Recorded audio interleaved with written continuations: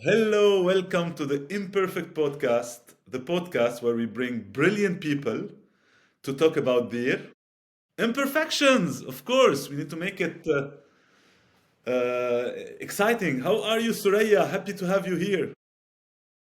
Same here. Super happy to be here. Actually, I was just telling you I needed like to breathe and have an interesting conversation. So I'm gonna take the opportunity هلا during this time we have together. So I'm excited. Amazing, Suraya, because that's really the spirit of this podcast is to have really raw, soulful conversations and share parts of us.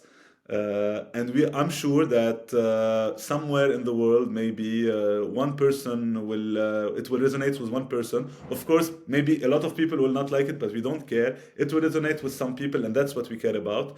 And that's the value that we are bringing on the table. So, Suraya, let's start maybe by introducing you. Can you introduce yourself in a few words in the way you wish? Yeah, that's super interesting question. I always uh miss fail, but yeah, I always try to find like when someone asks me who am I actually, it's hard to like find the answer. So there are different answers to this. So I'm obviously I've been working in the event industry for a decade. But this is not only me because I also like music, because I'm also a daughter, a sister. I'm a lot of things here. Um, but I think if I want to really maybe the most accurate definition to who am I could be that I'm really a curious person that has always been super interested in this life and this planet and human species in general, and what shape us, our stories, and so on. So yeah, this is the closest to who I am in general in this lifetime, I would say. It's very funny, Suraya, because this weekend I was recording a podcast with Kiki, and when she was introducing herself, she introduced maybe 10 versions of herself, and now you're also doing the same. And I told her it resonates a lot with me, and it's true that with time we are forced to just look at things from only one perspective or one definition, but in fact human beings are much more complex beings than that, unfortunately and fortunately, both of them. Yeah, I agree. Yeah. Yeah. So you've been saying that you were feeling overwhelmed and you wanted this conversation to have some fresh air, let's say, no? Yeah. So what do you think would serve you the most in this call now to talk about? I'm gonna change my script, adapt it to your state. Sit. Yes. Um, yeah, I told you it's been super busy at work, and sometimes it gets so overwhelming in terms like we have a lot to achieve, a lot of things to do, a lot of tasks, and it feels like a bit of a performance. And this is why I miss just having a conversation where I can feel that I have nothing to prove, nothing to do, just like really be present, and see how this will flow. So I'm interested to see how this conversation is gonna go. But most importantly, it's عن جد what I miss the most in these like chaotic days is just to be, really. It sounds very easy, but it is very Yeah, difficult true. because we are trained to do, not to be. Exactly, exactly. Like it's always a norm, but it's like we're praised for how much we do or how much we achieve and how much we give, and this is, I think we've learned this since we were kids. So sometimes like we're brought like when we have good grades, we're like praised, we're good, we're seen, we're loved, and when we don't do good or behave well, we're like punished and not like taken care of or not loved enough. So there is this really a relation, and how we really see our worth related to how much we achieve and we perform and we do, which is unfortunate, honestly. Tell me about it. Trying to deconstruct this after 44 years of construction, it's not easy. Yeah. Yeah. So, Suraya, let's get to the meat. We want to know what's your biggest imperfection?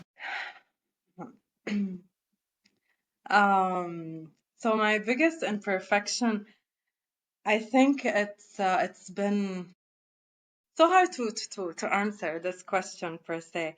Um, but I would say for a long time, really being able um, to prove to prove something, to be whatever my partner would want me to be, whatever my job wants me to be, and living is in this myth of, how I can be the best version of myself.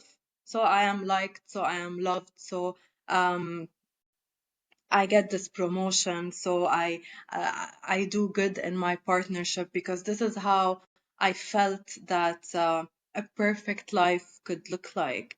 Having the best job, and having the best partner, and having a family, and and all of these, it felt like it wasn't really I wasn't really getting close um, to being perfect, or what I want to be. So I think my biggest imperfection has always been to try to fit into those criterias in a way or another. Um, and then like trying to make out of it a perfect life. And what I've learned that a perfect life could look like. And I still hustle today, like till today. I've worked a lot on myself, obviously, because I'm curious and interested in growth in general. But there is still something imperfect about that requires me to sometimes look for this validation, look to be the best performer, um, the best friend. So like changing part of who I am to be able to fit in a way or another. um yeah. Wow. And I'm sure that this served you a lot in your life so far, in a way, also. No? I mean, served me is a big word. Like, served me in a way that I was able to survive in this world, or in a way or another. um But how much it serves me, now thinking about it and viewing it from another perspective, I don't think um, pleasing people would ever give you this actually true and real satisfaction. And why would you do that? Because were you ever able to please everyone or make anyone and like you?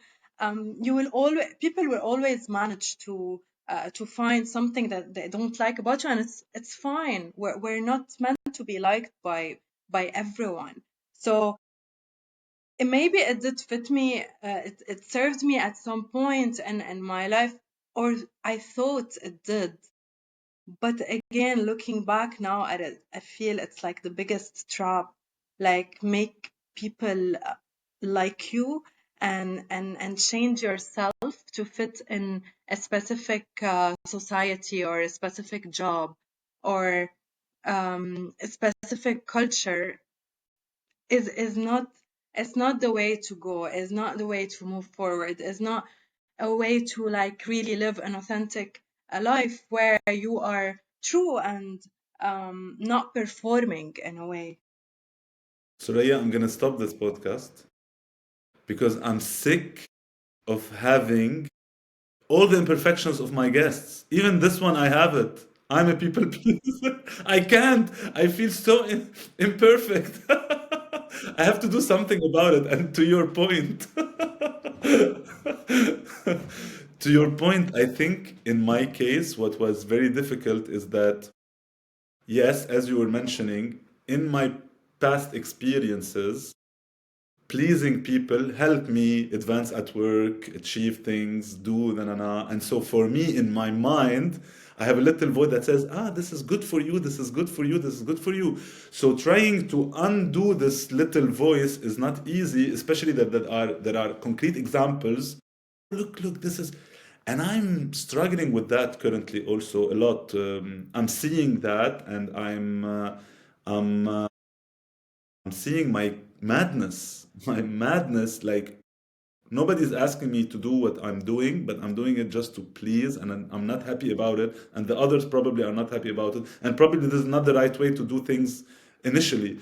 So it's a big trap, no? Yeah, I totally agree. And yeah, it's like you said, it's a lot of work to be done to like uncondition yourself, and from all what we've learned so far, because this is I think a lot of us, this is how we were raised. We have a specific like criteria on how to fit in this life, and how what we should be doing, the shoulds.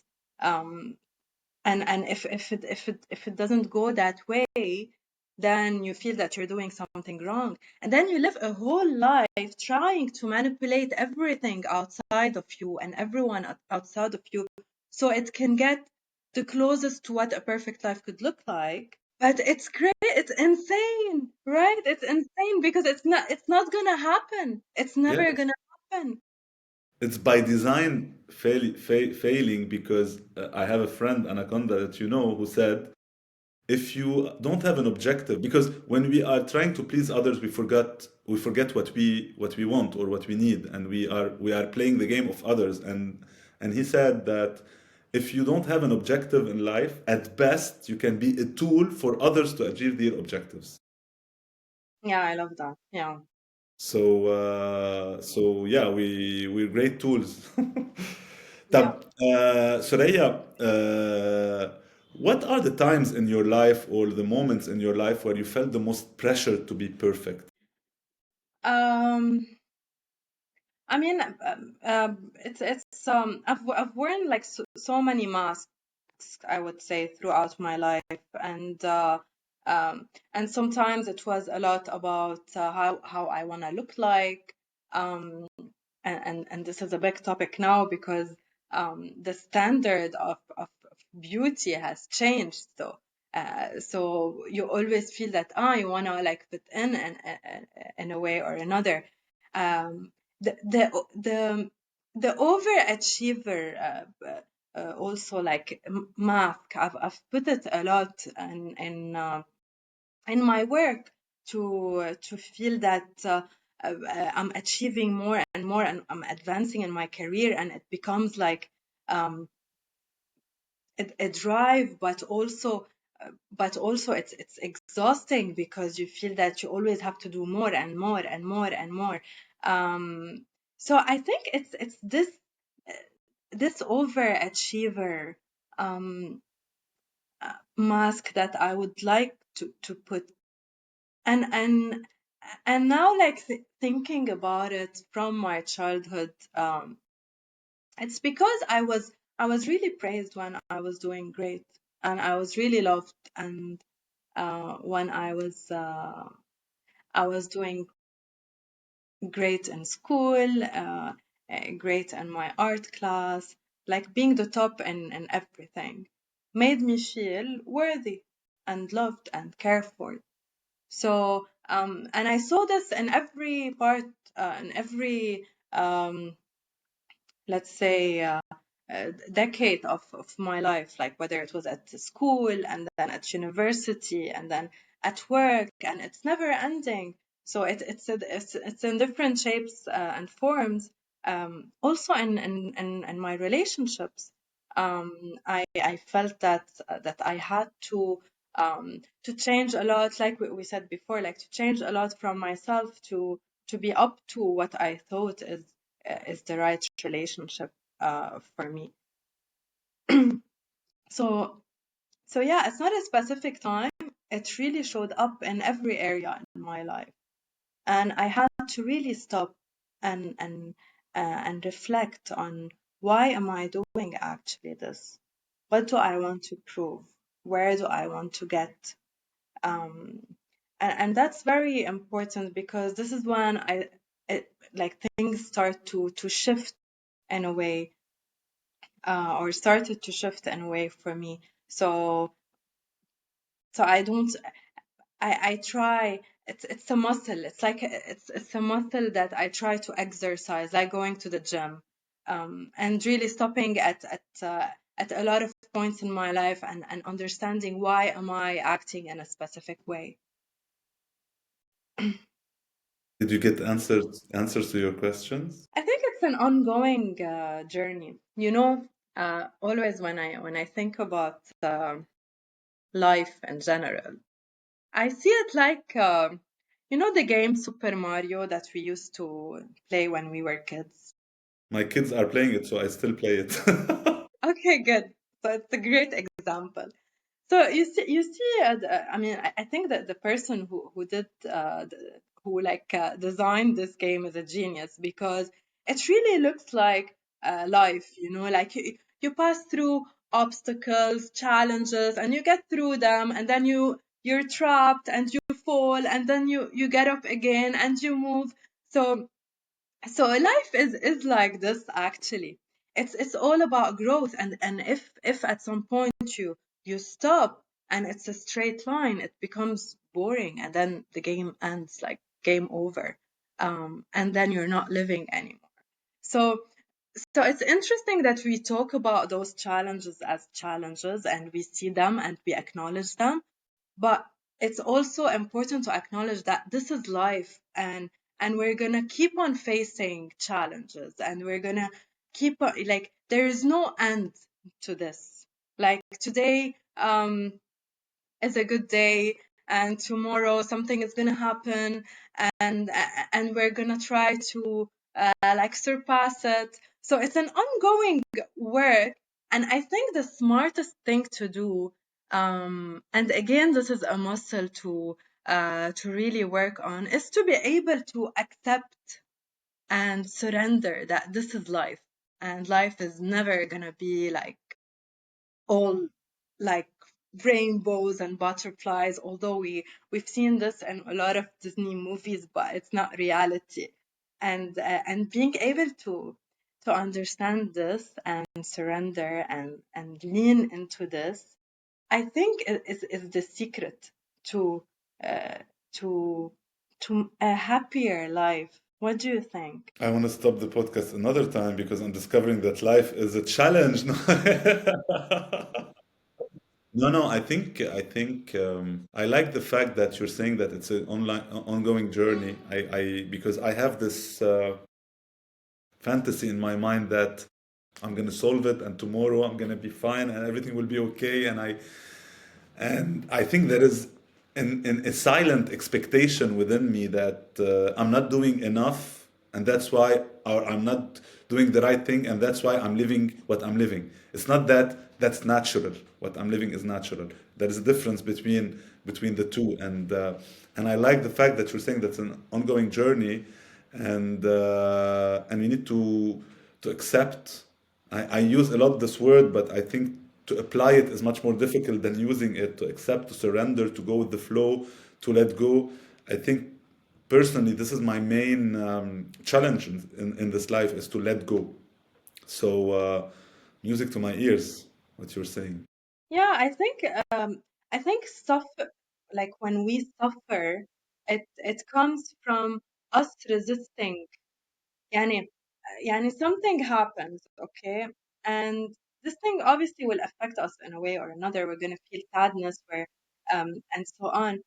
But then if we just sit with it, it's gonna pass. But what makes it really tough is how much we resist it, because we have a specific way of seeing how, like, this is how life should be, XYZ.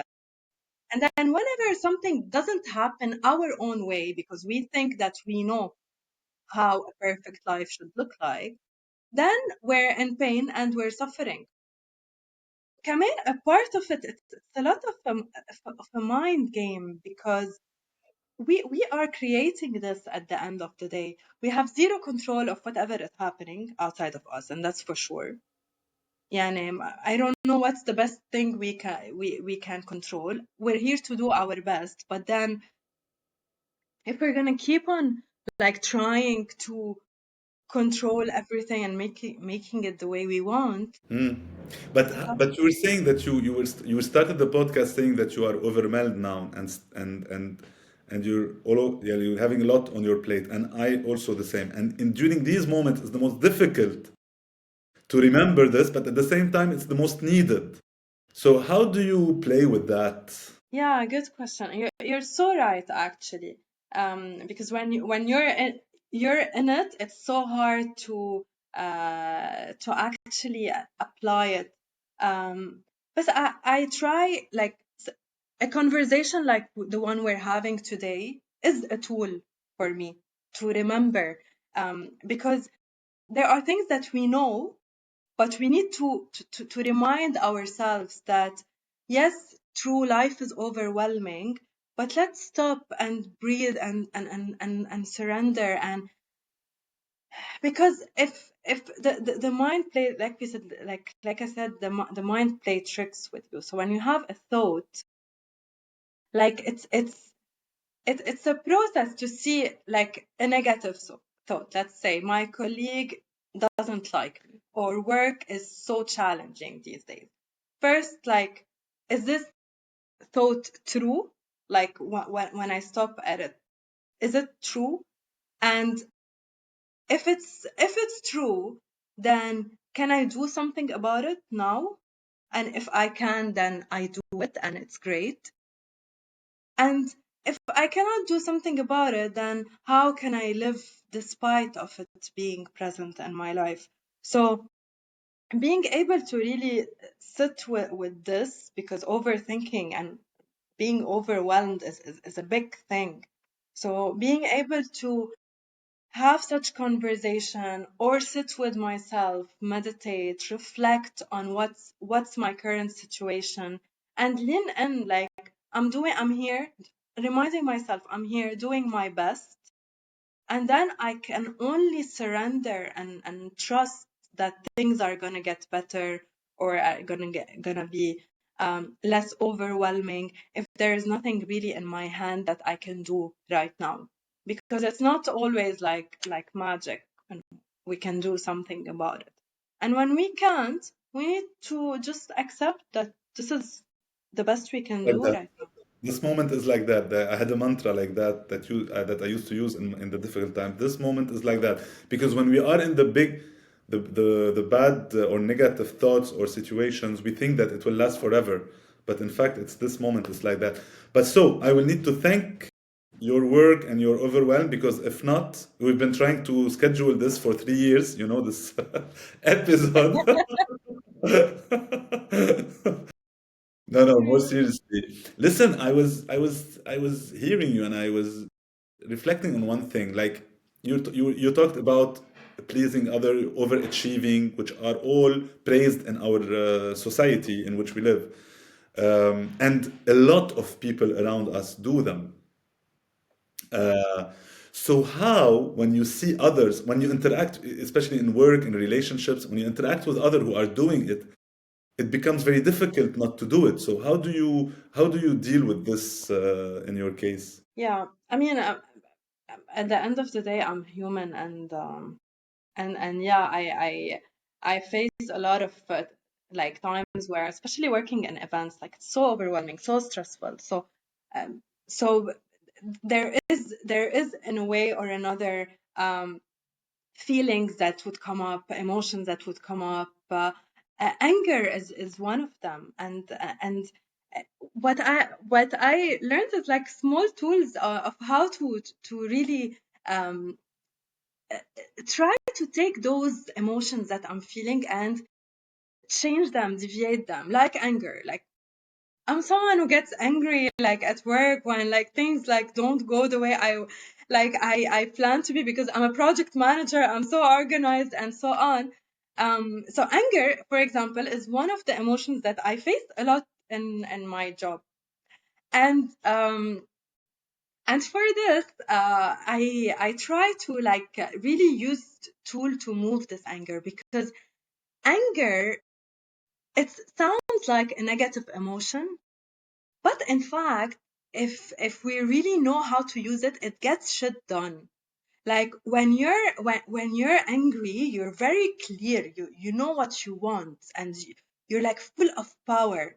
So if actually I take this anger and really start like assigning tasks, doing things, la la la. So I'm really shifting this energy of anger, instead of like keeping it inside and feel frustrated and so on. I'm moving it into action. Like, yeah, like, I have to do this, that. So sometimes like this tool helps me a lot. And then also I use other tools, like taking a cushion and screaming at the cushion. Like, these are things that maybe they sound silly, but sometimes they really help, and you need to be equipped with those those tools to be able to survive in life, and not only survive, thrive, I would say. Yeah. Okay, so cushion and shout. Okay, luckily you have a cushion next to you, so if you get angry, please don't shout at me, just take the cushion. uh, I'm hearing you, and I see that you used your imperfections in a way that you turned them into powers for you. So my question is, how did you manage to, how did your imperfection make you grow or make you the person you are or served you even more than your perfections? Yeah, that's a great question. I think that okay, I'm gonna ask you a question. Really, like what are the times that we really felt that we grew? For me personally, and I'll take your opinion on this, it's really what the times that I was imperfect in something and I failed, and I learned a lot. And it happened very recent in one of the events that something went wrong and I failed in it. And I feel super grateful for it, because I've learned a lot in a small event that I've been doing this for a decade, but this failure taught me a lot um, in relationships. Like how much we feel like resentful after a relationship that didn't go right and so on, but they are great like a way for us to learn about ourselves, and what we like, what we don't like, what we want, what we don't want. Failing in a relationship, not having the perfect relationship, is actually a great teacher. When you're in it, you're like, oh, I'm frustrated, and and you're sad. I want to text him. I don't want to text him. All these like things that could happen. But then when you look back, dude, wow, I've learned about myself so much just from this relationship. So I think all these imperfect moments that we go through when life doesn't go as we plan, this is really the opportunity of learning. This is when growth happens. If I go to an event and everything is so smooth, I'm not learning anything. Nothing, no value is added to me. But when I go and I face challenges, this is when I learn. I don't know what you think about that, but I really like believe it's true. Failure, you learn, you grow, then you forget, then you fail, then you learn, then you grow, then you forget, then you fail, then you learn, then you grow, then you forget. This is my experience of it. I agree with you. It's in the failure, in the pain that I learned the most and I grew. But then I found myself again in similar situations, not the same. Like tonality changes, the root belief might be the same, but of course we learn from our mistake. We don't do them exactly the same the next time. But I also experienced that we forget a lot. In my case, I forget a lot sometimes. And I'm not talking about the practical things. Okay, we did it once, we went into a wall once, we will not go into a wall another time. But why did we went to a wall? We went to a wall because we are not looking right. Maybe this I will do it in another context also. So yeah, it's Yes, a I love this. I love what you just said. It's so true and human and genuine. It's true. يعني it's true that we go through I'm gonna say relationship again because yeah, sometimes we're in a relationship and something happens with us, and then we find ourselves again in with a different person in the same situation, acting the same. So and maybe that says that there's something that still we need to learn here. It's not complete. There's exactly. still work to be done and so on, and it's okay. Like Yeah. yeah. And that's a real nice mindset tip, which is whenever things are bad, I say to myself, what is the situation trying to teach me? Mm, And I forget sometimes to ask myself these questions, but when I ask it, I feel much more empowered. I feel much more good about what I'm living, even if though it is very negative. totally. Yeah. Soraya, if I meet you, if I don't know you, and I meet you in a tranquil place with greenery everywhere and water and everything you like, and it's very peaceful and whatsoever, no stress, no job, no relationships, nothing. I will meet just your essence. I will meet your essence. Who would I meet? Um, nice question. Um, I think it's this like little child who is very curious um, about life and and and walking into that like beautiful scenery you've described and trying to explore what are these things without labels and then I see like I see this freedom and this is a big word and it's not like about doing whatever I want because I don't think this is freedom, but it's really being able to get to this pure essence of not tied to any expectations of how I'm gonna like walk through this scenery that you've described, of how I should walk or what I should be uh, doing, like really being free, like free from all this like labels, all these boxes that I'm put in. It's a dream, and it's like I know it's a lot of work and maybe I'm nowhere near there, but when you say this is what I imagine. I imagine a child um, who is really like now trying to learn uh, and to learn how to navigate this life. So I would love to go back there. Where you were praised and everybody and loved. We all do. Soraya, you've worked a lot on yourself. What is what did you have to unlearn? What is the biggest thing that you had to unlearn to grow? um, I think the biggest thing that I had to unlearn is to be open to new perspectives. Um, because I believe like I grew up very rigid in my approach to life. This is how things should be.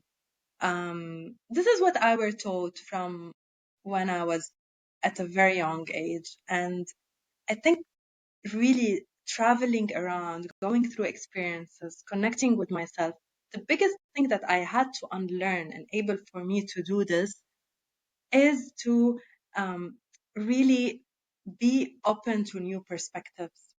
And not, if you tell me something today, something new to me, I would really take it in. I would listen to you and take it in. And I feel that a lot of people, it's like they come in very defensive. Like, we know how things should be. We know what to know. But it's Got it. amazing to, being able to learn something new from someone else, seeing different perspective, having the ability to do so is is for me the biggest thing that I could unlearn, and the thing that helps me the most in really seeing life in different perspectives. Beautiful. And I think we are surrounded with people who do not have this, like who's on the defense, who yeah, at work mainly. But yeah, Soraya, we're here to talk about you, not about my work problems. So, Soraya, now it's the ultimate question. Are you ready? Yeah. I want you to share with us something that no one knows about you. طب هولي, those questions, why you didn't tell me about them before? You're like surprising me one question after another. I didn't know. I sent you an email, sorry, but you didn't. No. That's the whole point. We need a authentic, raw conversation between two souls. True. Thank you for that. Okay, so one thing that no No, one knows. this one. This one you're thinking of it. I want the one that you will not think of it. I want the, Okay. the, the real true one. Okay, something that no one knows about me. Um, I don't know. What would I say? Okay, I'm gonna say something, and if something else comes to mind, I'll say it again as a second point.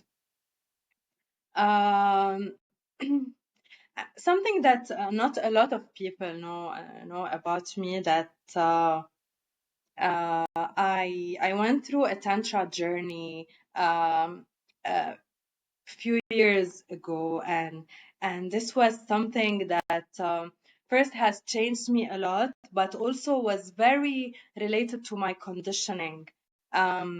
Just talking about it now is feels like a big thing, coming uh, from uh, from Lebanese roots, uh, and a very kind of traditional, conventional way of thinking. Going into a tantric path was an act of rebellion, because it's very related to sexuality, which is something that was for a long time shamed in our society. Um, it's the sound of it sounds very sexual, but it was very liberating for me. So it's beyond like the shallow description. It's really understanding the importance of our sexuality and understanding our feminine energy and working with it, um, was something life changing for me. And also um, uh, it was a lot of removing years of shame and guilt around this topic. Um, very empowering. That changed my perspective, and then I started approaching this topic in a different way. And it's something that I don't talk often about because it's more personal. But since you've asked me this question, I think one of the biggest um, like highlights of uh, of the last decades was this experience for me. Again, because mm, we come from a place that is not very open in that sense. Um, and it was always a topic that is very controversial, and I felt as a woman always lost in it. So yeah, I would say that's one thing. Thank you, Soraya. And even not in Lebanon, I think everywhere in the world, sexuality is also related to physical, to dominance.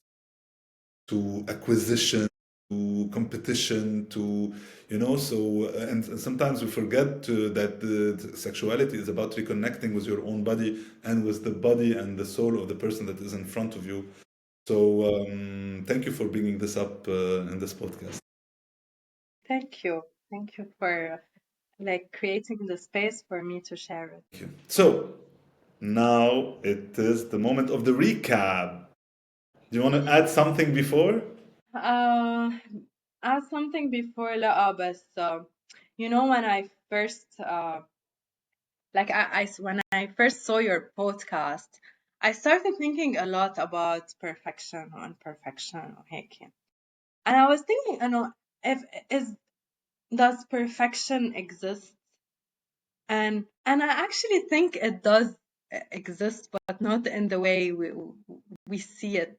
um at the end of the day, like we're billion of uh, billion of cells dancing in harmony, creating this human body, and this is perfection. Um, the sun sets and rises every day, and guess what? It doesn't forget to rise. This strikes me every day. Yes. I said, maybe today it will forget. No. Maybe I'll travel there. Will not come with me. It comes. So so there is perfection and all this imperfection per se. I think, but the way we see perfection is different, and the way we see perfection is how we want things to be. But this is not always perfect, and who are we to say what's perfect at the end of the day? So I feel there is this beautiful dance between perfection and imperfection, and perfection comes from this imperfection. um, Today, like a small example, I had my day planned, and this was part of it.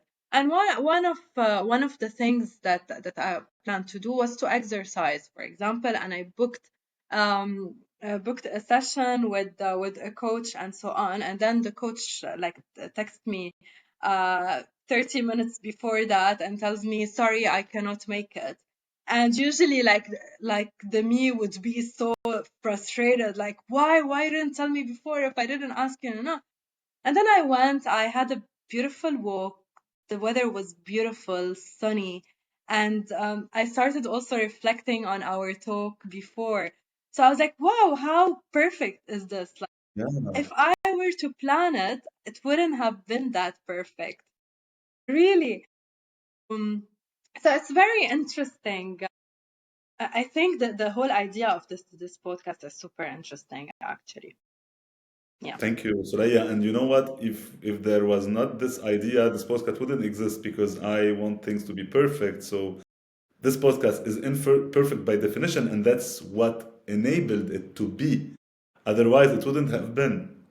Mhm. Uh, and you know, to your point on the perfection and imperfection and the dance between them, it reminded me of the Kybalion concept of duality. You know, like one doesn't exist without the other, and it's the same. You know, they are connected. It's the degree of imperfection or the degree of perfection that changes from one extreme to the other. Yeah, Yeah, totally. yeah, thank you so much. I would like also to send a special thanks to your coach who didn't show up today because this allowed you to prepare a very beautiful answer to my what is the one thing that no one knows about you.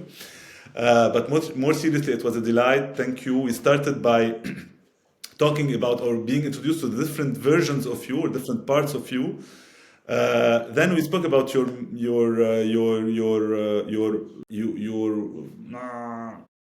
longing to have fresh conversation, authentic conversation in the frenetic world and overwhelming world in which you are living. Then we spoke about your biggest imperfection, which is, let's say, pleasing people or being always wanting always to be on the top of things. And this is how you were raised, and many of us were raised to be praised and to be loved when we have good results or when we please others. And this pushed you in some cases of your life to not be yourself but be what others expect from you, your work, your partner, your parents, your friends, etc. But you did a lot of work on yourself to be aware, to first of it, to be aware of everything, and then to transform all these painful or experiences or challenges in life into something that can help you grow, that you learn from it and that can help you grow. And as you mentioned, then you did another failure and then you learned from it and then you grew. And this is how you built yourself. And you have always uh, had this mask of overachieving that was really maybe pushed you in good ways sometimes, but also was heavy on you. And you tried also to get rid of this overachieving mask to be more you, to be more accepting yourself and accepting everything that happens around you. Then what would you unlearn? What did you have to unlearn to grow? You had to unlearn this specific thing. And who you would be in the perfect life? This little girl, curious, that wants to explore, that is open, that wants to go there and here and there and see things. And the one thing that no one or very few people know about you is this tantric experience that made you reconcile with your own sexuality, the feminine energy, the sexuality, especially coming from a background where that is more traditional and where sexuality is a taboo. And this, in the last 10 years of your life, was really the highlight of your awakening. Wow, bravo, Ziad. You're a great listener. You are a great speaker. Thank you, Soraya, for having you for being with me in this podcast. I hope you enjoyed it. Well, thank you so much. I had a great time. Thank you. Great. So you feel more grounded now? Super, Anjad. Much needed. Amazing. Thank you. Amazing. Thank you, Soraya. And let's do it again when I will have 1 million followers. What do you think? Super. Guys, please subscribe to the channel, The Luck Coach. Please follow us, Imperfect Podcast, on Instagram, on YouTube, on Spotify, on Apple Podcast. We count on you. Like, share, speak about us. Thank you so much. And thank you, Soraya. And see you soon in another episode of the Imperfect Podcast. Thank you.